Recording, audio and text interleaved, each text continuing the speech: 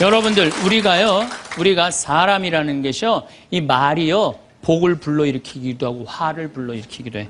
구원까지 결정될 수 있는 게 말이에요. 자, 그렇다면은 내가 어떻게 하면 대화를 잘할 수 있을까? 말을 잘할 수 있을까? 첫 번째, 들어라. 우리가 이게 부족해요. 듣는 게 부족해. 우리나라 사람들이 듣는 게 부족해. 제가 평택에서 본당 신부할 때 교우가 한 5,000명 됐었어요. 본당 신부 혼자 하는데 하루에 고해성사를 200명, 300명이 보는 거예요. 너무너무 힘든 거야. 그러니까 내가 주일날 막 교우들이 1분 이상 고해를 하면 막 신경질이 나는 거야. 그러니까 할머니들이 그냥 신부님 내가 6.25 때 시집 와갖고 그냥 독자 집에 시집을 왔는데 아들을 하나 낳았어요. 아들을 하나 낳았는데 그놈이 독자라고 내가 너무 오냐 해서 키우다 보니까 이놈을 장가를 보냈는데 이놈이 이혼을 해갖고 손자를 나한테 맡겨갖고 내가 지난주에 그 손자 찾으러 다니느냐고 주일미사를 빠졌어요. 아, 주일미사 빠졌는데 왜 6.25 전쟁부터 시작을 해. 그래서 내가 그래요. 저 교우들한테 항상 교육할 때 죄는 간단히 죄 진 것만 얘기해라. 과정은 설명하지 말고. 그러니까 참 교우들도 죄 결론만 얘기하는 게 참 답답할 거 아니야. 고해소에서 그 답답한 속을 털어놔야 되는데 신부님은 막 200명, 300명 주름 기다리고 있고. 근데 내가 능평이라는 데 본당 신부를 딱 갔는데 교우가 500명이야. 딱 10분의 1이야.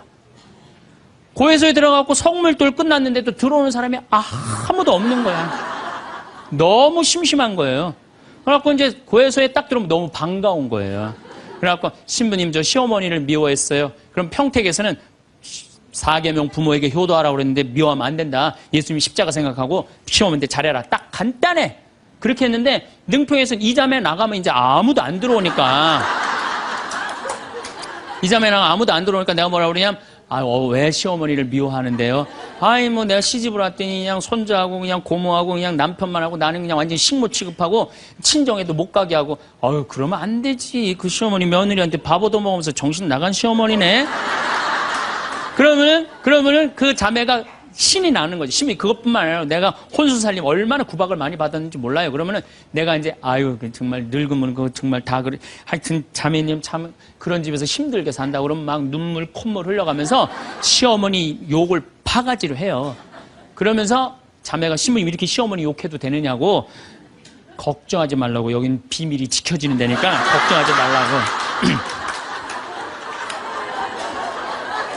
한 20분 정도 막 시컷 시어머니 욕하면은요, 대부분의 며느리들이 뭐라고 그러냐면, 신부님 꼭 시어머니가 있어서 불편한 것만은 아니에요. 시어머니가 애도 봐주고, 반찬도 이런 거 저런 거 해줄 때는 나 너무너무 좋아요.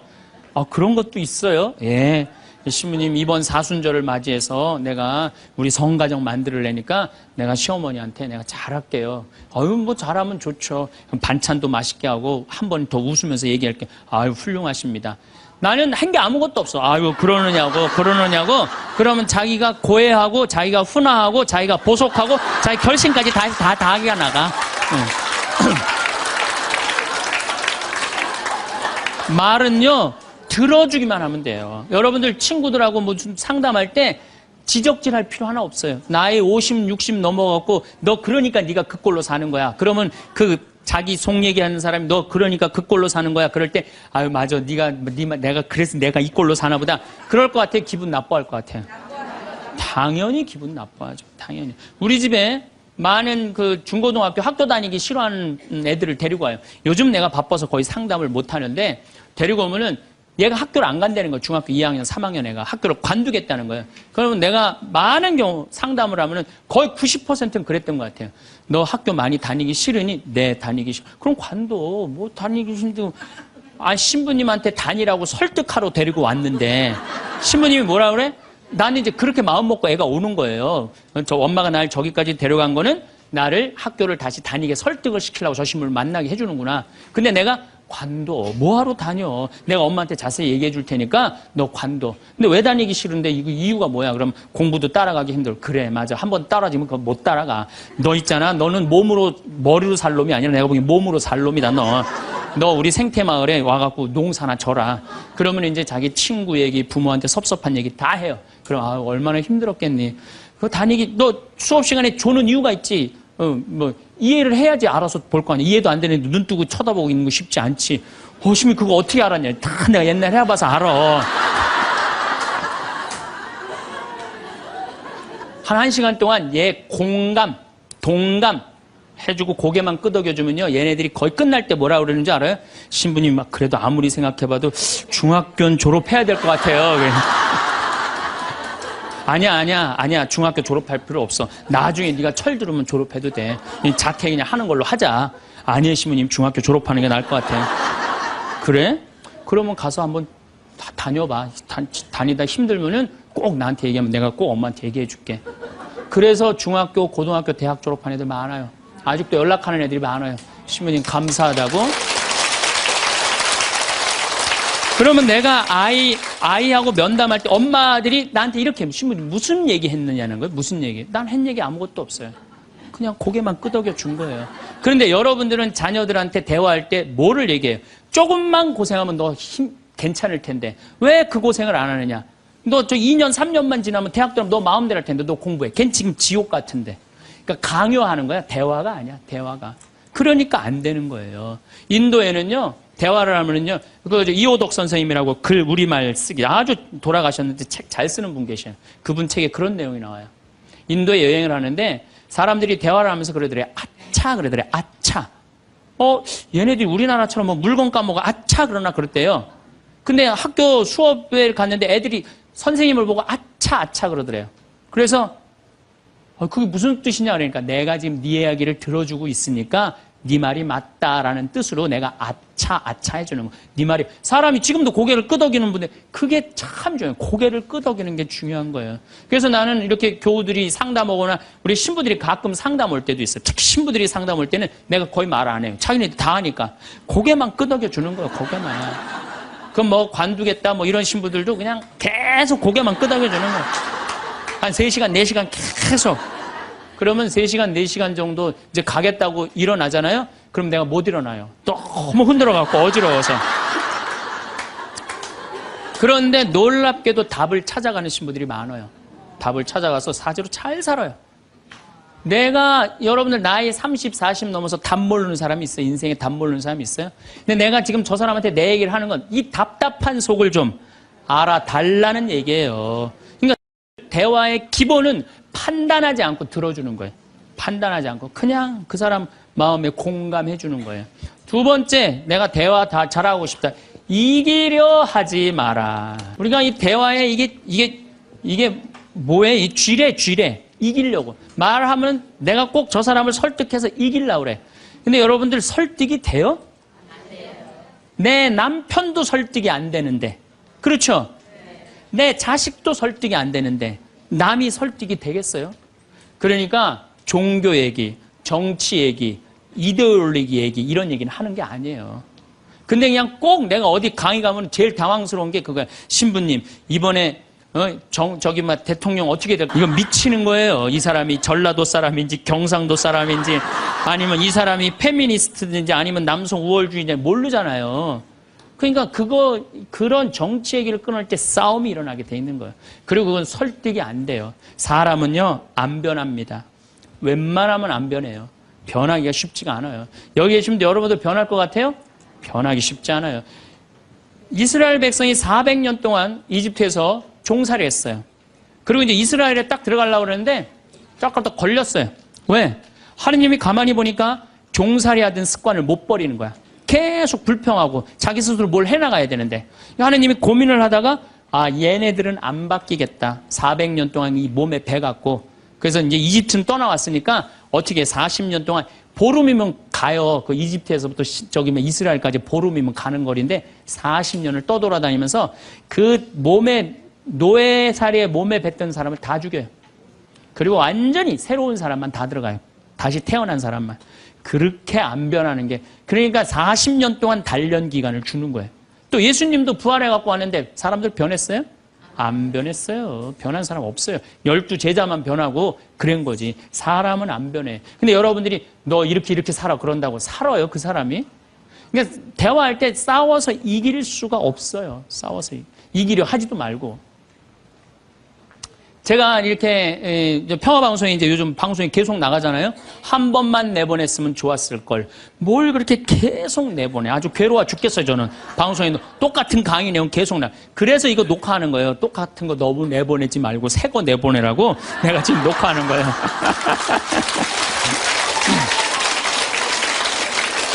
그런데 우리 PD님이 나한테 그러는 거예요. 신부님 시청률이 1위라는 거예요. 정말 기분이 좋더라고요. 그리고 이제 평화방송 다시 보기에도 보면은 댓글이 고맙다 막 쫙 올라와 있어요.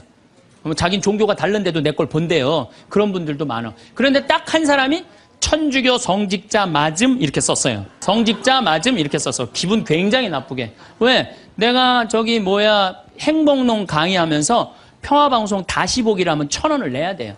1,000원을 받으면서 내가 행복농 강의하니까 너 가증스럽다 이거야. 너 성직자 맞냐 이거야. 천주교 신부 맞느냐 이거예요. 그러니까 네가 진짜 행복농 강의 제대로 하려면 받지 말아라 이거예요. 근데 나는 안 받아요. 평화방송이 받는 거지 나는 안 받아요.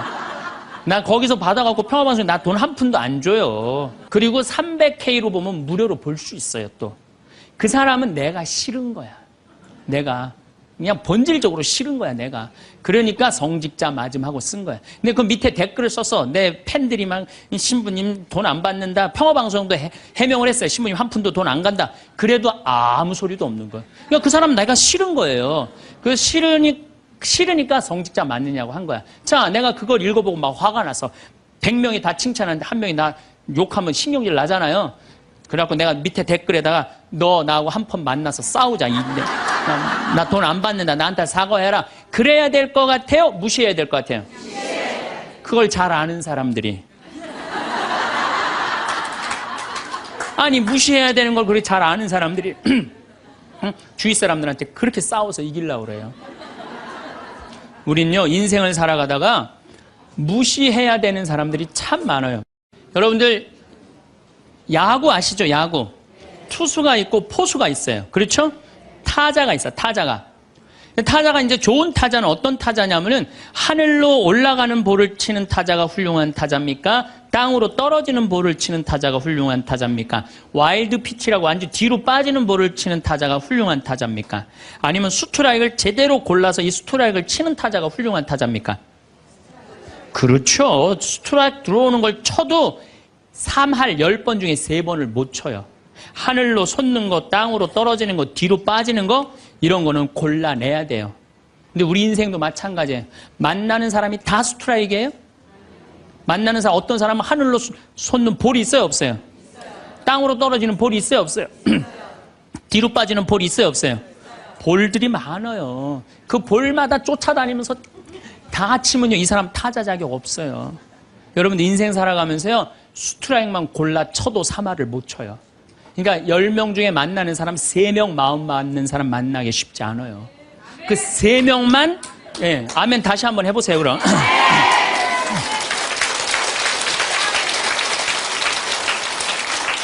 그 3명하고만 잘 사귀어도 여러분들 행복해요. 근데 그 7명 때문에 마음 뺏길 필요가 없다는 거예요. 그래서 여러분들 가만히 생각하면 성당에 보면 볼 많아요. 예쁜 옷 입고 갔더니 누굴 홀리려고 그냥 여시같이 입고 그거 볼이야. 그 볼이에요. 상대할 필요 없어요. 걸러내면 돼요. 우리가 인생 살면서요. 제가 이렇게 강의를 하니까 모든 사람이 다 날 좋아할 거라는 생각은 절대 안 해요. 절대 안 합니다. 왜냐하면 내 강의를 듣는데 내 강의 싫어하는 사람들이 있어요. 그리고 그 사람들 자유예요. 얼마든지 싫어할 수 있어요.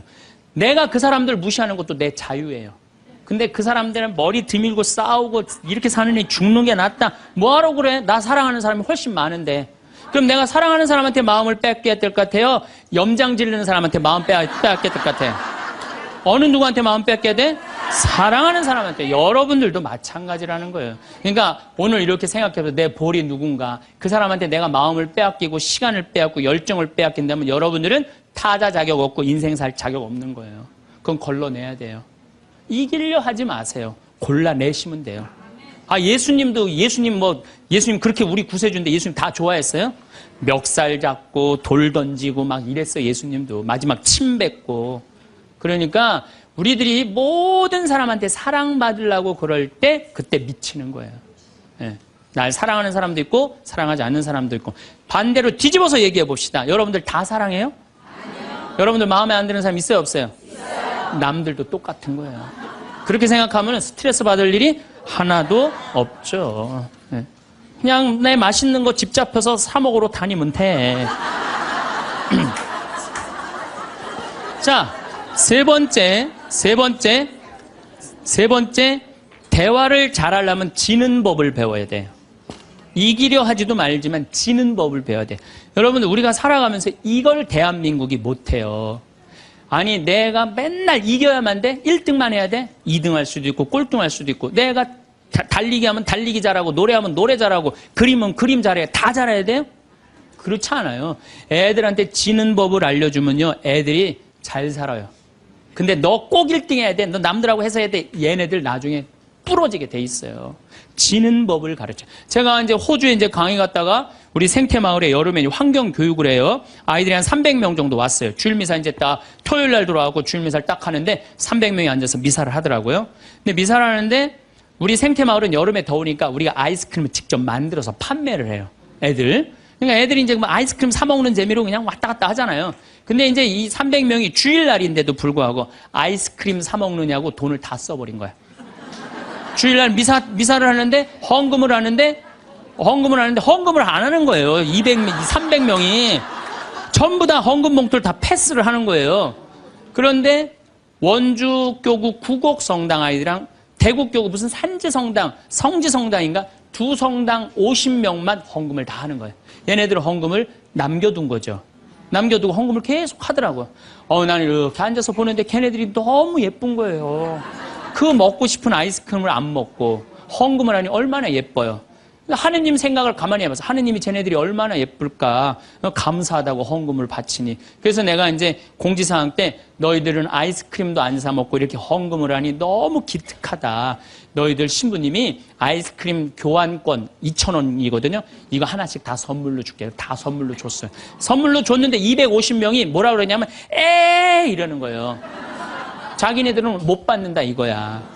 얘네들은 헌금을 해갖고 내가 선물로 주고 싶었는데 250명은 싫은 거예요. 근데 제가요 신부 생활 20년 하면서 뭐 성당에서 뭐 프로그램 할 때 상 줄 때요 박수 치는 경우를 본 적이 없어요. 전부 애들이 다 그래요. 내가 1등 아니면 다 싫은 거예요. 그러니까 지는 법을 안 가르치는 거죠. 축하해 줄 일 아니에요? 쟤네들 헌금 내갖고 저렇게 좋은 선물을 받는구나. 박수 쳐줄 일 아니에요? 그래갖고 내가 열받아갖고 생명을 살리는 말씀, 내 CD죠. 15,000원짜리. 이번 확 뛰었어. 15,000원짜리. 이거 니네들 엄마한테 다 갖다 줘, 엄마 아빠한테. 뭐라고 갖다 주냐면 내가 헌금 냈더니 신부님이 선물 줘서 엄마 아빠한테 갖다 주라 그래요. 이 집은 뭐가 되는 집이야, 이 집들은. 그랬는데 못 받는 애들이 더 크게 그러더라고요. 그래서 내가 한마디 했어. 니네들은 하느님한테 바치는 거 아무것도 없이 그냥 받으려고 그래? 얘네들은 먹고 싶은 거 안 사 먹고 바친 거야. 남이 잘 되는 꼴을 못 봐요. 우리나라 지금 분위기가 그래요. 난 요즘 이 선거철 보면서 정말 가슴 아파. 머리 꼭대기부터 지는 법을 못 봐요. 자기가 떨어지면 무슨 욕을 해서라도 핥혀내야 돼. 받아들이질 못해. 그러니까 머리 꼭대기부터 밑에까지 지는 법을 안 가르치니까 우리 사회가 무슨 뭐 타협이 없어요. 죽기 아니면 까무러치기야. 한 발 양보하는 게 없어. 그래서 대화가 말이 안 통하는 거예요. 지는 법을 안 가르치니까. 네 번째, 한쪽 말만 듣고 판단하면 바보 되기 쉽다. 이게 특별히 우리 교회에서 그래요. 한쪽 말만 듣고 판단하는 경우 너무 많아요. 그렇죠? 내가 막 신부 됐을 때 우리 자매들이 신부님 나는 남편이 때리고 바람피고 술 먹고 저 빚지고 너무너무 불쌍하더라고요. 왜냐면 얼마나 불쌍해. 여자가 시집으로 왔는데 남편이 때리고 바람피고 빚지고 기쁨이 하나도 없잖아요. 막 그것도 여자가 이쁜 여자가 울면 더 이쁘잖아 또 막. 그래갖고 아유 정말 이렇게 불쌍한 자매 어떻게 하면 좋은가 마음이 안타까웠어요. 이 어떻게 도와주면 좋은가. 근데 한 10년째 됐는데 어떤 자매 하나가 성당 활동 열심히 하는 자매 하나가 남편도 내가 보기엔 굉장히 젠틀한 사람이야. 괜찮은 사람이야. 근데 해가 어스름하게 지는데 성당 마당에서 울면서 신부님 나는 겉보기에는 멀쩡해도 속으로는 시어머니 시아버지 남편 때문에 속이 썩는다고. 이 자매가 이렇게 어려운 가운데서도 반짝반짝 웃으면서 교회 봉사를 했구나. 마음이 짠하더라고. 그래서 이 자매를 한번 꼭 끌어안아줘야 되나 어떻게 되나 막 고민을 하고 있는데 그날따라 남편이 퇴근을 하고 성체조부에서 성당에 오는 거예요. 멀리서 남편이 보이는데 막 울다가 남편 욕하고 시댁 욕하다가 이 자매가 눈물을 싹 훔치더니 그 우는 모습은 온데간데 없이 반짝 웃으면서 자기야 웬일이야 그래서 막 뛰어가더라고요. 내가 그날 이후부터 여자의 눈물은 한쪽 눈물만 믿어요. 아직 누구 얘기 안 들어봤어? 남편 얘기 안 들어본 거예요. 남편 얘기. 그리고 내가 이제 신부된 지 20년 되는데 내가 요즘 깨달은 게 있어요. 부부 문제는 껴드는 게 아니야. 부부 문제 누구만 알아? 부부만 아는 거예요. 부부만 해결해 준다고 껴들 일이 아니더라고요. 부부만 아는 거야. 여러분들 성당에서도 마찬가지예요. 성당에서도 되게 소문을 한쪽만 들어요. 신부님이 뭐 맨날 뭐 어떤 여자랑 맨날 밥 먹으러 놀러 다닌다. 어떤 자매가 얘기했어. 그 자매는 그 신부님하고 친하고 싶은 자매야. 근데 그게 안 되니까 욕을 하는 거지. 예. 그 내가 들었어. 야, 신부님이 정말 그래? 그 자매랑 정말 친해? 나 신부님 그렇게 안 봤는데 이 바보 판단하는 거예요. 자, 여러분들 내가 이 자매한테 그 얘기를 들었으면 신부님한테 찾아가세요. 찾아가고 물어보세요. 신부님 그 자매랑 지금 친하게 맨날 밥 먹으러 다닌다는데 맞느냐고. 자, 그렇게 확인할 용기 있으세요, 여러분들? 그럼 판단하지 마세요. 가서 확인할 길이 없으면 어떻게 해야 돼? 판단하지 말아야 돼. 그리고 내가 그 정말 신부님, 수녀님 비밀 들었어. 내가 지금 입이 근질근질해. 내가 꼭 얘기하고 싶어. 얘기하세요. 하는데 누구한테 얘기해야 되면 걔한테 얘기하세요.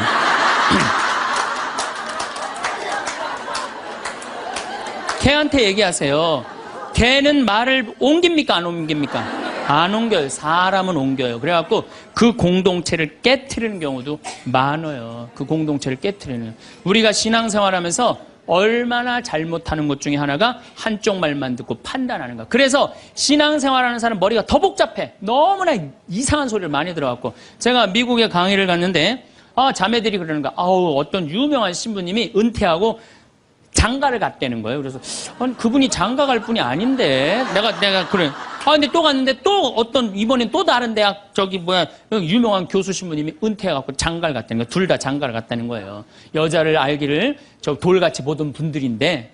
그래서 나는 속으로 아니 그분들이 은퇴할 분 장가 갈 분들이 아닌데. 그래갖고 내가 이번에 1년이 지나고 난 다음에 동창 신부들 모여갖고 야, 나 미국에 가고 이런 얘기를 들었다. 그랬더니 한 동창 신부가 그런 얘기를 무슨 소리야. 지난주에 나하고 같이 미사 봉헌하고 신부님이 성서 강의했는데.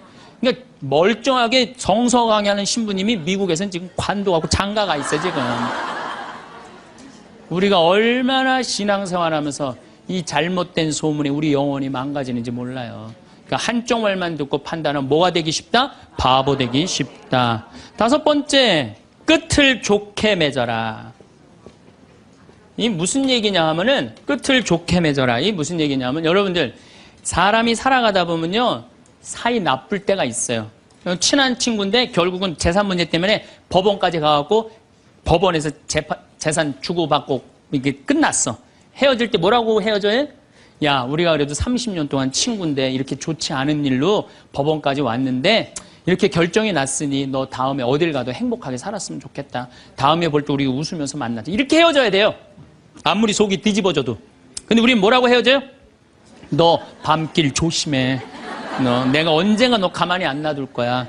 이거는요 정말 어리석은 거예요. 또 어떤 사람이 맨날 술 먹고 막 바람 피다가 죽었어. 50살에. 그냥 그 집 애 때리고 부인 때리던 사람이 죽었어. 그냥 이제 초상집에 가서 위로해 준다고 그렇게 술 먹고 바람 피고 애들 때리더니 잘 죽었다. 니네들 고생 끝났다. 니네들끼리 행복하게 살아라. 이렇게 말한다고 그 자식이 행복해 할 것 같아요? 그래도 자기 아버지인데. 이렇게 말해야 돼요. 그래도 네 아버지가 이 시대의 풍류를 알던 사람인데 너무 안타깝다. 얼마나 멋있는 사람이었는데 정말 마음이 아프다. 아버지 좋은 데 가시게 이제 정말 저 세상에서는 정말 아무 거침없이 행복하게 살 수 있도록 우리 기도해주고 축복해주자. 그 너희들은 정말 행복하게 살았으면 좋겠다. 아다르고 어달러요. 나는 정말로 2000년 동안 말 진짜 못하는 놈 한 놈 알고 있어요. 이놈이 어떤 놈이냐면 십자가 왼편에 매달린 이 왼편의 강도 진짜 말 못하는 놈이에요. 이놈이 이제 십자가에 못 박혀 죽을 자기도 괴롭고 아프기 힘들겠지. 그렇지만 그렇게 말하면 안 되지. 가운데 구세주라는 분한테 뭐라 그래? 네가 무슨 구세주냐? 네가 진짜 구세주면 너도 살리고 나도 살려봐라. 너 구세주도 아니다 이거예요. 그러니까 예수님도 지금 십자가에 못 박혀가고 아파 죽겠는데 이놈이 이상한 소리 하니까 대꾸를 해요 안 해요? 대꾸를 안 해요. 근데 난 2000년 역사상 진짜 말 잘하는 사람 한 사람 알고 있어요. 이게 누구야? 오른편에 있는 강도예요. 오른편에 있는 강도가 뭐라 그래? 야 이놈아 너하고 나하고는 죽어도 싸. 근데 이분은 가난하고 병든 사람 전부 다 함께하고 병 고쳐주고 함께했던 분인데 네가 무슨 자격이 있어 그런 말을 해? 그래 한마디 더 해. 주 예수님 마지막 날 저를 기억해 주십시오. 그러니까 왼편에 있는 놈한테는 대꾸도 안 하던 예수님이 가상칠언이라고 십자가에서 7가지 중요한 말을 해요. 다 이루었다.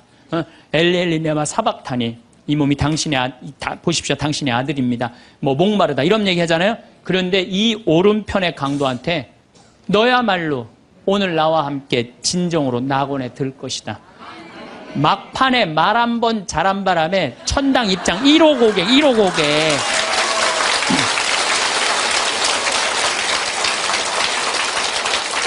제가 성서 한 구절 좀 읽어드리겠습니다. 자세히 알아보기 전에 꾸짖지 마라. 먼저 생각해보고 나서 질책하여라. 듣기 전에 대답하지 말고 남이 말하는 도중에 끼어들지 마라. 너와 상관없는 일로 다투지 말고 죄인들이 시비를 가릴 때 자리를 함께 하지 마라. 꼭 성당에서 신부님 욕하는데 모여갖고 그냥 같이 하는 사람들 위험한데 앉아 있는 거예요. 죄인들이 시비를 가리는데 자리를 같이 하지 말아요. 하지 마세요. 빠져나오세요. 그건 하느님이 판단할 일이지 여러분들이 판단할 일은 아니라는 거예요. 혀를 절제하는 이는 갈등 없이 살고 뜬 소문을 싫어하는 이는 잘못을 덜 저지르리라. 절대 말을 옮기지 마라. 아무것도 잃는 것이 없으리라. 말을 안 옮기면 잃는 것이 없어. 말을 너무 옮기고 싶어. 누구한테 얘기해? 개한테 얘기하세요. 개한테. 어떤 말을 들었으면 죽을 때까지 묻어두어라. 이게 집회서에 나오는 말씀이에요. 여러분들 저 사람 판사인데 이 둘째 부인은 아들이래. 내가 알고 있어. 근데 그걸 얘기를 해야 될까요? 죽을 때까지 묻어둬야 될까요? 죽을 때까지 묻어둬야 돼요. 어리석은 자는 들은 말 때문에 아이 낳는 여자처럼 진통을 겪으리라. 온갖 소문을 듣고 그냥 진통을 겪는 거야. 어리석은 자의 뱃속에 든 말은 사람의 넓적다리에 밝힌 화살과 같다. 중상하는 자와 한 입으로 두말하는 자를 저주하여라. 그들은 평화로이 사는 많은 사람들을 멸망시켰다. 그래서 여러분들 말이라는 거는요 너무 중요한 거예요. 그래서 난 과연 생명을 살리는 말씀을 하는 사람이냐, 좋은 열매를 맺는 말 씨를 뿌리는 사람이냐, 입만 열면 공동체를 파괴하고 상대방 가슴에 멍을 들게 하는 말투를 던지는 사람이냐, 이거 잘 생각하시고 여러분들은 생명을 살리는 말씀을 전하는 분들이 되고 좋은 열매를 맺는 말 씨를 뿌리는 분들 되기를 바라겠습니다. 우리가 가장 가까이 있는 사람한테 가장 상처 주는 말을 참 많이 하는 것 같아요. 그래서 여러분들 부부끼리 서로 기분 나쁠 때가 있어요. 기분 나쁠 때 있잖아요. 네. 그럴 때 이렇게 뭐 감정적으로 생각하거나 극단적으로 생각할 필요가 없을 것 같아요. 왜 그렇게 생각하실 필요가 없느냐면 지금 종자가 다른 종자가 이상한 행동을 하고 있다. 이렇게 생각하면 좀 마음이 좀 편안해요. 저 사람이 날 미워해서 그러는 게 아니다. 더욱이 여성이라는 이 성은 제가 남성이기 때문에 그런 걸 많이 느껴요. 여성은 참 신비한 존재. 여자는요 생리를 하고 난 다음에 1일부터 18일까지 점점 기분이 좋아진대요. 점점 18일에서부터 21일 사이까지는 기분이 최고래. 최고. 네. 최고인데 21일부터 기분이 나빠지기 시작해. 생리할 때 되면 완전히 그 여자가 아니야. 원래 생각했던 그 여자가 아니야. 완전히 새로운 완전히 짐승이 하나 나와갖고 이상한 행동을 하는 거예요. 그러니까 여자는 기분이 좋고 나쁘고 너무 분명해요. 좋을 때는 한없이 좋고 나쁠 때는 또 한없이 나쁜 경우가 있어요. PMT라고 이게 그 여자는 그 생리 전 긴장감이 있대요. 이 현상이 있어갖고 여자의 감정을 남자들이 내 마누라 난 도저히 이해가 안 돼. 이게 이 주기를 몰라서 그래요. 더욱이 여자가 한 18일에서 21일 사이는 기분이 얼마나 좋으냐면은 처녀 때도 이때 만약에 파티장에 가고 술을 먹는데 남자를 보면은요 모든 남자가 다 멋있게 보인대. 그래갖고 그냥 이때 그냥 술 먹고 호텔에 다음날 아침에 깨보면 어머머 내가 미쳤어. 내가 왜 그랬지? 이런 일이 이때 벌어지는 거예요. 그래서 보통 보면은 이렇게 부부들 보면 너무 예쁜 여자하고 이상하게 생긴 남자가 부부로 사는 경우가 있어요. 이 경우는 18일에서 21일 사이에 만난 경우에 이 경우는. 전혀 어울리지 않는데도 같이 사는 경우가 있어요. 그걸 뭐 번개 맞은 사랑, 운명 같은 사랑 그런 거 아니에요. 그런데 이게 결혼할 때만 이런 현상이 일어나는 게 결혼하고도 계속 이 주기가 반복되는 거예요. 그러니까 남자들도 이걸 이해를 못하니까 답답한 거. 저 여자가 왜 저러나? 느닷없이 왜 신경질을 부리지? 또 느닷없이 너무너무 잘하고. 이런 주기, 본인들도 아마 그런 주기에 대한 인식이 있으실 거예요. 인간이라는 게 그렇게 복잡한 것 같아. 근데 옛날에는 이렇게 복잡해도 몰라도 됐어요. 그냥 참고 살고 그냥 견디고 살고 성당에서 십자가 생각하고 참으라고 그러면은 그냥 참고 그리고 옛날에 제가 20년 전만 해도 신부님 남편이 때려요 남편이 바람 펴요 그러면 저도 그랬어요. 참고 살으라고. 왜? 참고 살 좀만 참으면 죽으니까 그냥 죽으니까 참고 살라고 그랬어요. 그 옛날엔 더 했죠. 그 옛날에는 뭐 100년 전, 200년 전에는 참고 살면 둘 중에 하나 아무나 빨리 죽으니까 그냥 근데 요즘은요. 한 40살 된 사람이 남편이 때려요, 바람 펴요, 빚만 만들어놔요 이러면요. 참고 살라고 얘기하기가 참 두려워요. 왜냐하면 참고 100년을 더 살아야 되는데 그거는 또 다른 형벌이거든요. 그러니까 여러분들도 이제는 남자라는 이 동물을, 짐승을, 종자를 이해를 하셔야 돼요. 남편을 이해하라는 게 아니에요. 남자가 생겨먹은 게 어떻고 또 여기 있는 우리 형제님들은 여자가 생겨먹은 게 그러면 훨씬 좀 덜 싸울 거예요. 덜 크크크 치치치카카카 된다니까. 그런데 이제 부부끼리도 서로에 대한 이해가 필요하지만은 여러분들 자녀에 대한 이해가 필요합니다. 자녀를 이해하셔야 돼요. 그리고 자녀하고 대화를 해야 돼요. 자녀하고 대화를 해야 되는데 우리나라 엄마들은 참 편안하게 교육해요. 딱 한마디만 하면 되니까 공부해. 이건 절대 교육이 아니에요. 절대 교육이 아니에요. 근데 우리는 자녀들한테 공부하라는 왜 공부해야 되는지 인생에 대한 철학, 삶의 진리 이런 얘기 전혀 하지 않아요. 그냥 무조건 공부하라. 무조건 공부하라 그래. 그러니까 애들이 왜 공부해야 되는지도 모르고 부모가 하라고 그러니까 지겨워도 하는 거예요. 그러니까 부모가 지겨운 거예요. 부모가 지겹고 부모하고 말을 섞기 싫고. 여러분들 맨날 초등학교 이제 한 5학년만 되면은 남편이 맨날 술 먹고 들어와. 남편이 요즘 경기가 안 좋아갖고 400만 원을 벌어야 되는데 150만 원밖에 못 벌어. 400만 원을 벌었는데 150만 원밖에 못 벌어. 그래갖고 남편이 걱정이 돼갖고 맨날 술을 먹고 들어와요. 그러면은 엄마가 한다는 소리가 그래요. 지겨워 죽겠어. 뭐하러 나하고 결혼했어. 술하고 결혼하지. 내가 이혼을 하든가 말든가 해야지. 아빠는 맨날 술 먹고 들어오고. 초등학교 5학년만 되면은 여자의 초등학교 5학년 애들 눈치가 빨라요. 아, 우리 집이 지금 심각하구나. 엄마 아빠가 곧 이혼하면 나는 엄마하고 살아야 될까 아빠하고 살아야 될까 고민해요. 아빠가 밤 10시에 술이 취해갖고 들어왔어. 그래도 딸이라고 아빠 들어왔냐고. 아빠 오셨어요? 아빠가 한다는 소리가 우리 딸 이리 와. 아빠가 안아줄게. 걱정하지 말고 넌 들어가서 공부해. 이 아빠가 다 알아서 할게. 아니 엄마는 이혼한다는데 뭘 다 알아서 한다는 거야. 근데 엄마는 지겨워 죽겠어. 내가 이혼하든지 말든지 이런 소리 하면요. 얘는 마음 잡고 공부 못합니다. 공부하란다고 공부하는 게 아니거든요. 정말 지혜로운 엄마는 어떤 엄마인 줄 알아요?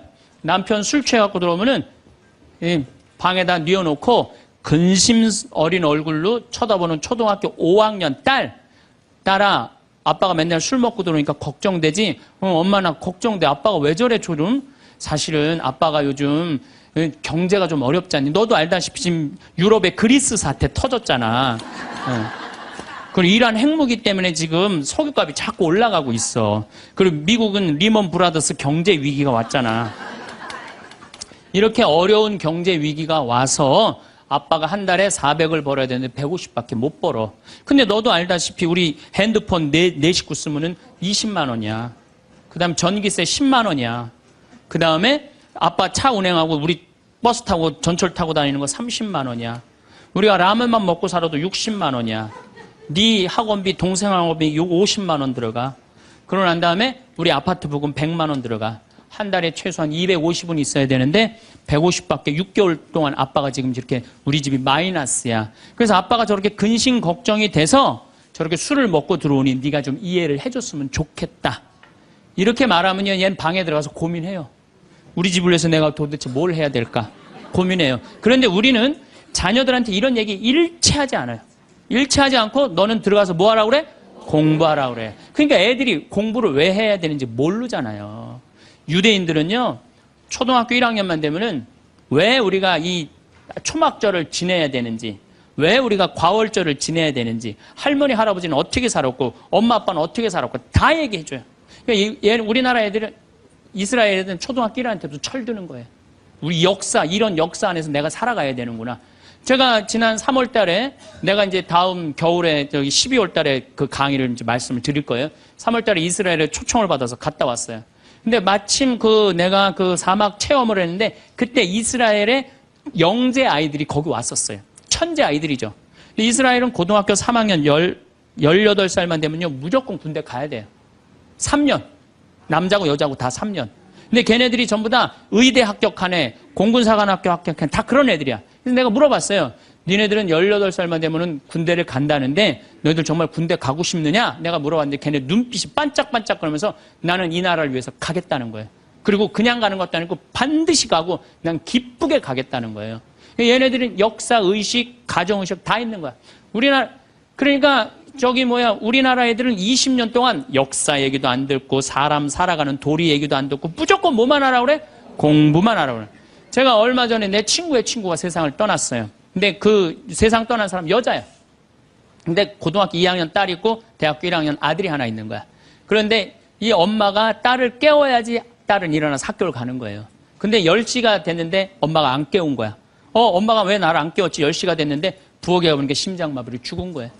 심장마비로 죽었는데 아들이 이제 올라왔죠. 지방대학 다니면서. 아들이 올라왔는데 아들이 장례 때 하나 울질 않더래요. 우리 친구가 가서 보니까. 그리고 그냥 슬퍼하질 않더래요. 그런데 장례하는 날 아빠한테 그러더래요. 아빠, 나 내일 MT가 있는데 나 그거 꼭 가고 싶은데 나 어떻게 하면 좋으냐고. 나 내일 MT 가게 해달라고 그러더래요. 철이 안 들은 거죠. 그런데 여러분들, 얘가 철이 왜 없을까요?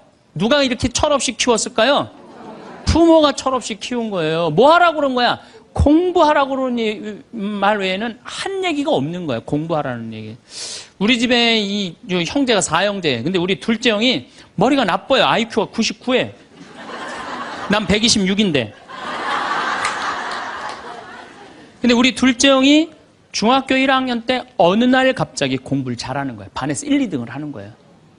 그리고 좋은 고등학교 가고 좋은 대학 나와서 대기업 하고 요즘 아주 그냥 번듯한 회사의 사장이에요.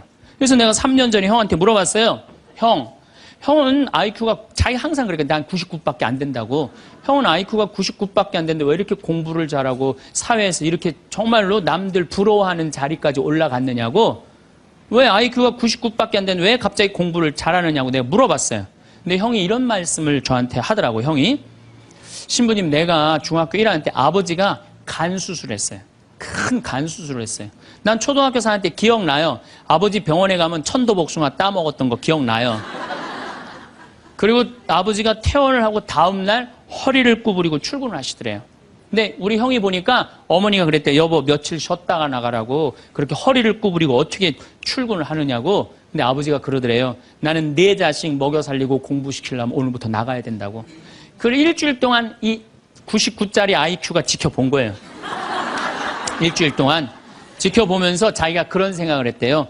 내가 저 아버지를 위해서 해야 되는 건 공부다. 그래갖고 이 99 IQ가 코피가 터져가면서 공부를 한 거예요. 근데 그 아들은 내가 봐도 그때부터 효자인데 지금까지도 효자예요. 왜? 부모의 삶에 동참했기 때문에. 여러분들은 자녀를 여러분들의 삶에 얼마나 동참시키세요? 어제 내가 평창에서 강의를 했는데 할머니 한 분이 평생 한 번도 그런 얘기 안 했대, 자식한테. 먹여주고 재워주는 거 외에는 한 게 없다는 거예요. 여러분들, 개는요, 10마디 알아듣는데요. 기다려, 앉아, 손, 엎드려, 이 정도 알아듣는데요. 그리고 원숭이는 한 30마디 알아듣는데, 자기네들끼리도. 사람은 적어도 하루 한 집에서 살면서 10,000마디는 해야 된대요. 근데 우리가 자녀들한테 무슨 얘기해? 일어나, 밥 먹어, 학교 가, 숙제, 공부해, 시험은 10마디 정도밖에 안 한 거야, 20년 동안. 어떤 뭐 하느님을 사랑하는 거, 사람을 사랑하는 거, 살아가면서 사람의 도리, 우리 집안의 내력, 그런 얘기 생전 안 하는 거예요. 생전. 내가 어떤 고민을 하는지, 내가 어떤 갈등 속에서 사는지, 아빠하고 어떤 추억이 있는지 그런 거 전혀 모르는 거예요. 밥만 먹여주는 그러니까 10마디 이상 안 하는 거예요. 그냥 내가 자녀를 키우면서 계속 들어가서 공부해 10마디 이상 안 한 이 집은 무슨 집이냐? 개 같은 집이에요. 개 같은 집. 사람 집이 아니에요. 사람 집이 아니에요. 다정한 대화를 할 수가 없는 거야. 그러니까 우리 이 둘째 아들은 정말 그때부터 지금 나이가 50이 넘었는데 아직까지도 효자예요. 그래서 내가 이렇게 나보다 신부가 됐으면 더 잘 살았을 거예요. 둘째 형이. 근데 큰형은 이제 우리 어머니 아버지가 이제 휴가를 이제 우리 생태마을, 요즘은 이제 거의 못 오시는데 휴가를 오면 이제 누나, 큰아들, 둘째 아들이 돌아가면서 모시고 와요. 근데 이제 뭐 큰아들도 자기도 뭐 조그만 공장을 하는데 막 이제 바쁘니까 바쁜 와중에 어머니 아버지 모시고 오는 거 아니에요. 오다가 어머니가 아이고 얘야 묵주를 까먹었다 그러면 신경질을 부린대요. 바빠 죽겠는데 어떻게 하라고 그러냐고 지금 일주일만 손가락으로 하고 오라고 그냥 그런데요. 근데 둘째 아들은 어머니가 딱 이제 아들 둘째 아들이 태우고 평창에 오다 얘야 묵주를 까먹었다 그러면 둘째 아들은 그런데 우리 어머니가 저한테 해준 얘기예요. 어머니 걱정하지 마세요. 톨게이트 앞에서도 그런데 어머니 걱정하지 마세요. 차 돌리면 되죠 뭐. 그리고 그 차를 돌려갖고 30분 동안 집에 가서 그 묵주를 찾아서 모셔다 드린다는 거야. 그러니까 부모가 불편한 게 싫은 거야. 왜? 이 자식은 중학교 1학년 때부터 누구의 삶에 동참한 거야?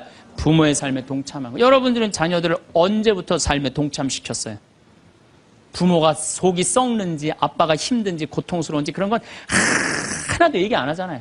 그리고 너는 뭐만 하면 돼? 공부만 하면 되는 거야. 그러니까 자식들하고 대화를 하려고 해도 대화를 해본 적이 있어야지 대화를 할 거 아니야. 공부하라는 말 외에는 해본 적이 없는데. 그래서 엄마 명동에 어때? 좋았어? 좋았어. 어떻게 좋았어? 그냥 좋았어. 넌 들어가서 빨리 공부해.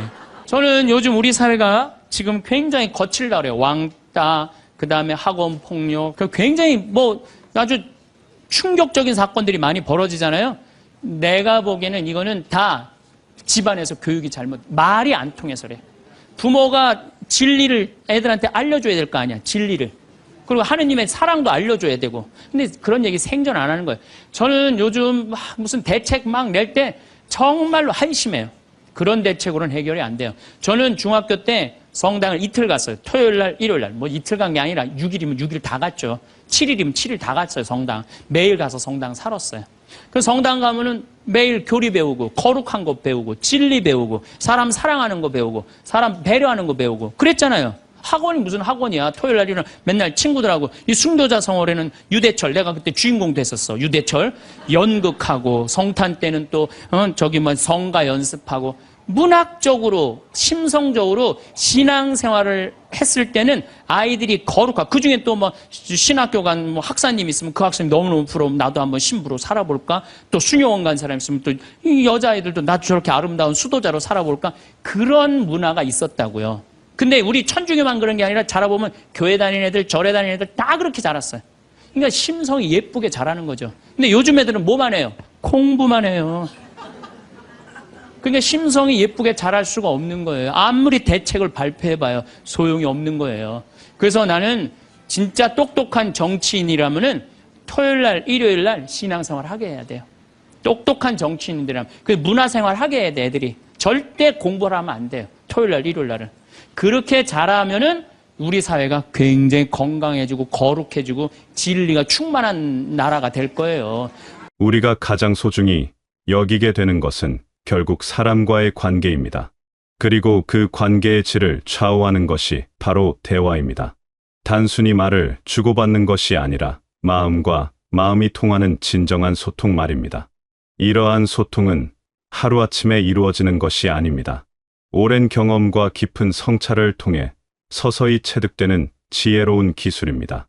때로는 많은 말보다 따뜻한 한마디가 더 큰 위로가 되고 화려한 변명보다 진실한 침묵이 더 깊은 울림을 줍니다.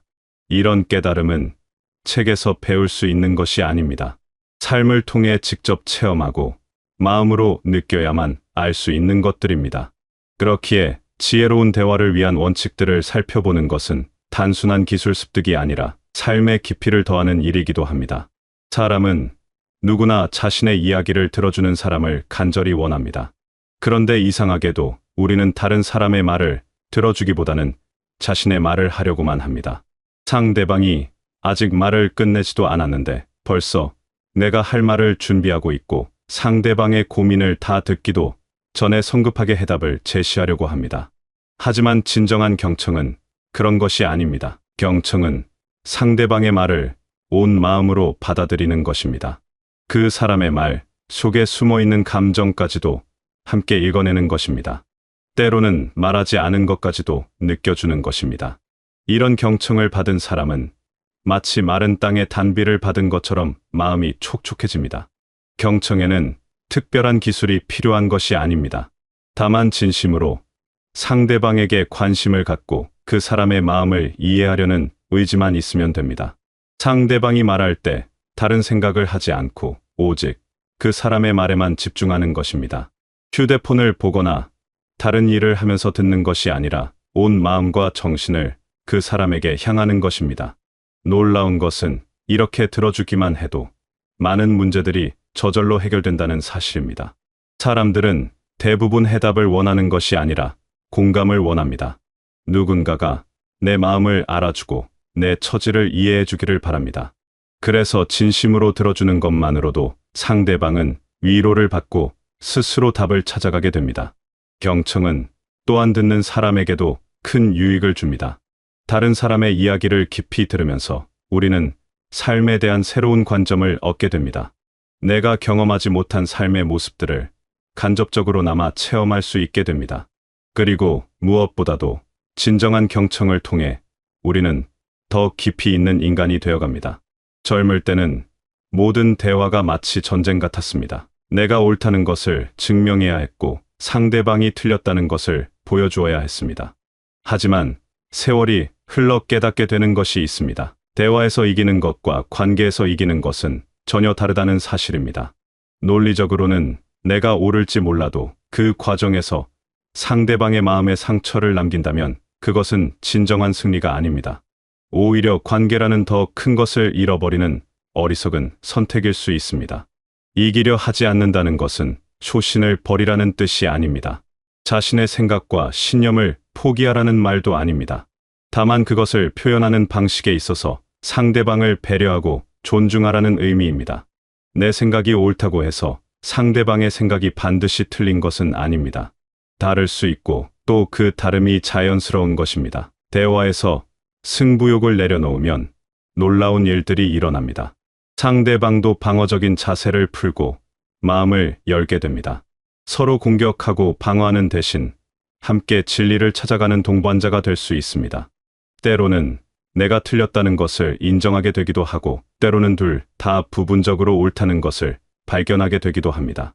살다 보면 때로는 져주는 것이 이기는 것보다 훨씬 어렵다는 것을 깨닫게 됩니다. 이기는 것은 본능이고 욕망이지만 져주는 것은 선택이고 지혜입니다. 특히나 내가 분명히 옳다고 생각되는 상황에서도 일부러 져주는 것은 정말 어려운 일입니다. 하지만 져주는 것에는 놀라운 힘이 있습니다. 상대방으로 하여금 스스로를 돌아보게 만드는 힘 말입니다. 내가 강하게 맞서면 상대방은 더욱 완고해집니다. 하지만 내가 한 걸음 물러서면 상대방도 자연스럽게 여유를 갖게 됩니다. 그 여유 속에서 자신의 모습을 객관적으로 바라볼 수 있게 됩니다. 져주는 법을 아는 사람은 마음이 넉넉합니다. 작은 것에 연연하지 않고 큰 그림을 봅니다. 당장의 승부보다는 오래 지속될 관계를 생각합니다. 그래서 그런 사람 주변에는 자연스럽게 사람들이 모여들게 됩니다. 누구나 자신을 이해해주고 받아주는 사람을 좋아하기 때문입니다. 또한 져주는 것을 아는 사람은 역설적으로 더 큰 존경을 받게 됩니다. 언제나 이기려고만 하는 사람은 두려움의 대상이 될 수는 있어도 진정한 존경의 대상이 되기는 어렵습니다. 하지만 자신을 낮추고 상대방을 배려할 줄 아는 사람은 자연스럽게 사람들의 마음을 얻게 됩니다. 물론 져주는 것에도 지혜가 필요합니다. 언제 어떻게 져주어야 하는지를 아는 것이 중요합니다. 잘못된 일에 대해서까지 무조건 져주는 것은 지혜가 아니라 어리석음입니다. 하지만 사소한 일들, 특히 자존심이나 체면과 관련된 일들에서는 기꺼이 져주는 마음의 여유를 갖는 것이 좋습니다. 사람은 본능적으로 빨리 판단하려고 합니다. 복잡한 상황을 단순하게 정리하고 싶어 하고 흑백 논리로 나누어 생각하려고 합니다. 특히 누군가로부터 어떤 이야기를 들으면 그것이 전부인 것처럼 받아들이기 쉽습니다. 하지만 세상 일이 그렇게 단순하지 않다는 것을 우리는 경험을 통해 알고 있습니다. 모든 이야기에는 최소한 두 개의 관점이 있습니다. 같은 사건이라도 당사자마다 다르게 기억하고 다르게 해석합니다. 각자의 처지와 감정에 따라 같은 상황도 전혀 다르게 보일 수 있습니다. 그래서 한쪽 이야기만 듣고 성급하게 판단하는 것은 위험합니다. 양쪽 이야기를 모두 들으려는 자세는 단순히 공정함을 위한 것이 아닙니다. 진실에 더 가까이 다가가기 위한 노력입니다. 한쪽에서 들은 이야기가 아무리 설득력 있어 보여도 다른 쪽의 이야기를 들어보면 전혀 다른 면이 드러나는 경우가 많습니다. 때로는 처음 들은 이야기가 완전히 뒤바뀌기도 합니다. 이런 자세는 특히 가족 간의 갈등이나 친구들 사이의 문제에서 중요합니다. 가족 중 한 사람이 와서 다른 가족에 대해 불만을 털어놓을 때 성급하게 한쪽 편을 들지 않는 것이 좋습니다. 친구가 와서 다른 친구에 대해 험담을 할 때도 마찬가지입니다. 일단 들어주되 판단은 보류하는 지혜가 필요합니다. 양쪽 이야기를 들으려는 자세는 또한 겸손함에서 나옵니다. 내가 모든 것을 알고 있다고 생각하지 않는 마음입니다. 내가 아직 모르는 것이 있을 수 있다고 인정하는 열린 마음입니다. 이런 마음을 가진 사람은 새로운 정보에 대해 열려 있고 자신의 생각을 수정할 용기도 있습니다. 성급한 판단을 피하는 또 다른 방법은 시간을 두는 것입니다. 즉석에서 결론을 내리려 하지 않고 충분히 생각할 시간을 갖는 것입니다. 감정이 격해져 있을 때는 더욱 그렇습니다. 시간이 지나면 보이지 않던 것들이 보이기 시작하고 놓쳤던 부분들이 떠오르기도 합니다. 이런 신중함은 결국 우리를 더 지혜로운 사람으로 만듭니다. 성급한 판단으로 인한 후회를 줄일 수 있고 관계에서도 더욱 신뢰받는 사람이 될 수 있습니다. 사람들은 공정하고 신중한 사람을 더욱 믿고 의지하게 되기 때문입니다. 모든 관계가 영원할 수는 없습니다. 아무리 소중한 사람이라도 때로는 각자의 길을 가야 할 때가 있습니다. 생각의 차이가 너무 커서 더 이상 함께할 수 없을 때도 있고 환경의 변화로 인해 자연스럽게 멀어질 때도 있습니다. 이럴 때 어떻게 관계를 정리하느냐가 그 사람의 푹을 보여줍니다. 관계가 끝날 때 가장 중요한 것은 상대방에 대한 존중을 잃지 않는 것입니다. 아무리 서운한 일이 있었다 하더라도 그 사람과 함께했던 좋은 시간들까지 모두 무시해버리는 것은 현명하지 않습니다. 함께 웃고 울었던 추억들, 서로를 위해 애썼던 마음들은 여전히 소중한 것들입니다. 이별의 순간에 화를 내거나 원망하는 말을 하는 것은 쉽습니다. 상대방의 잘못을 나열하며 자신이 얼마나 피해를 받았는지를 토로하는 것도 자연스러운 감정입니다. 하지만 그런 감정을 그대로 표현하는 것이 항상 옳은 것은 아닙니다. 때로는 그런 감정을 삼키고 상대방의 행복을 빌어주는 것이 더 아름다운 이별입니다. 좋은 말로 관계를 마무리하는 것은 상대방을 위한 것이기도 하지만 자신을 위한 것이기도 합니다. 나쁜 감정으로 이별하면 그 기억이 오랫동안 마음에 남아 상처가 됩니다. 하지만 서로를 이해하고 축복하며 헤어지면 그 기억은 아픔이 아니라 성숙함의 증거가 됩니다. 물론 모든 관계를 아름답게 끝낼 수 있는 것은 아닙니다. 때로는 상대방이 그런 마무리를 원하지 않을 수도 있고 상처가 너무 깊어서 좋은 말을 할 수 없는 상황도 있습니다. 하지만 적어도 내 쪽에서는 품격을 지키려고 노력하는 것이 중요합니다. 상대방이 어떻게 하든 나만큼은 사람다운 모습을 보이려는 마음가짐 말입니다. 아름다운 이별은 또한 미래에 대한 문을 열어두는 것이기도 합니다. 지금은 각자의 길을 가지만 언젠가 다시 만날 수 있을 때를 위해 좋은 기억으로 남겨두는 것입니다. 실제로 그런 일이 일어나지 않더라도 그런 마음으로 이별하는 것 자체가 우리를 더 성숙한 사람으로 만들어줍니다. 지혜로운 대화의 원칙들을 배우고 이해하는 것도 중요하지만 더 중요한 것은 실제로 실천하는 것입니다. 그리고 그 실천은 멀리서 시작할 필요가 없습니다. 바로 우리가 매일 돌아가는 집에서부터 시작하면 됩니다. 가족이야말로 우리가 가장 많은 시간을 함께 보내는 사람들이고 가장 진솔한 모습을 보이는 사람들입니다. 가정에서의 대화가 바뀌면 삶 전체가 바뀝니다. 아침에 일어나서 나누는 인사 하나하루, 일과를 마치고 돌아와서 나누는 대화 하나하나가 모두 소중합니다. 이런 일상적인 대화들이 쌓여서 가정의 분위기를 만들고 가족 간의 관계를 결정합니다. 배우자와의 대화에서부터 지혜로운 원칙들을 적용해 볼 수 있습니다. 상대방의 말을 끝까지 들어주고 이기려 하지 않으며 때로는 져주기도 하고 성급하게 판단하지 않으며 언제나 좋은 말로 하루를 마무리하는 것입니다. 이런 작은 실천들이 부부 관계를 더욱 깊고 아름답게 만들어갑니다. 자녀들과의 대화도 마찬가지입니다. 아이들의 말을 진지하게 들어주고 부모의 권위로 억누르려 하지 않으며 아이가 틀렸을 때도 인격을 존중하면서 바른 길로 인도하는 것입니다. 이런 대화를 통해 아이들은 소통의 기쁨을 배우고 평생 가져갈 소중한 가치들을 익히게 됩니다.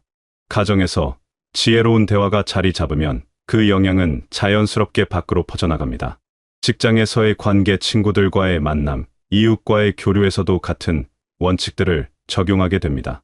그리고 그런 모습을 본 주변 사람들도 자연스럽게 영향을 받게 됩니다. 무엇보다 중요한 것은 완벽을 추구하지 않는 것입니다. 처음부터 모든 것을 다 잘할 수는 없습니다. 때로는 실수도 하고 옛 습관이 나올 수도 있습니다. 하지만 그럴 때마다 다시 돌아서서 바른 길로 가려고 노력하는 것이 중요합니다.